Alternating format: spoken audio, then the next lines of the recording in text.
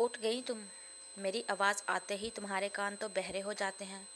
مجال ہے جو کچھ لحاظ ہو بوڑھی دادی کا۔ اوپر سے سوتی بھی دونوں چھت پر ہیں، نہ جانے رات کے کس پہر اور پھر اٹھتی دوپہر میں ہیں اپنی من مرضی سے۔ وہ بکھرے ہوئے بالوں کے ساتھ ننگے پیر کھڑی ان کی باتیں سن رہی تھی۔ دادی کی بات مکمل ہوتے اس نے کہا، آپ کی بات مکمل ہو گئی ہو تو غسل خانے چلی جاؤں، باقی کا ناشتہ پھر آ کر لوں گی، اس نے طنز بھرے لہجے میں کہا اور فٹ سے چلی گئی۔ دادی ماں نے منہ بناتے کہا، لو جی، اب بندہ بات بھی نہ کرے ان سے۔ ارے نازو، آپ نیچے اتر بھی آؤ۔ وہ پھولن دیوی تو زمین پر نہیں اترنے کی۔ دونوں باورچی خانے میں دن کے کھانے کی تیاری کر رہی تھیں۔ نازو نے سبزی کاٹتے ہوئے اس سے پوچھا، کیا پڑی تھی تمہیں دادی کے ساتھ الجھنے کی؟ انہوں نے آج تک سلجھنے کے کیا دیا ہے؟ ہر وقت تو تانے دیتی رہتی ہیں۔ پتہ نہیں اماں نے کیوں شادی کر لی ابا سے، جو ہمارے حصے میں ایسی دادی آئی ہیں۔ بری بات بانو، کبھی تو بولنے سے پہلے سوچ لیا کرو اور آواز دھیمی رکھا کرو۔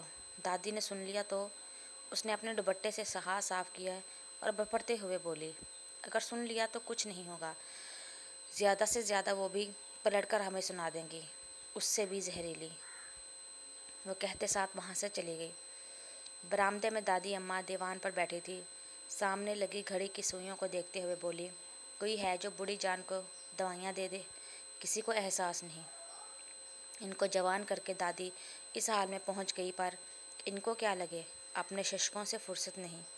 لمبی آہ بھرتے دادی نے مسکرا کر کہا، جیتا رہے میرا شامیر، نانی کا کتنا خیال رہتا ہے اسے۔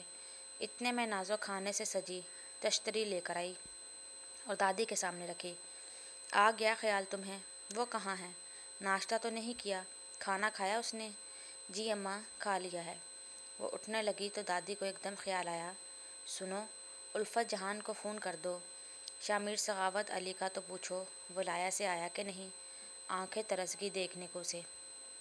اس نے ہلکی سی مسکراہٹ ظاہر کرتے ہوئے، جی میں فون لے کر آتی ہوں۔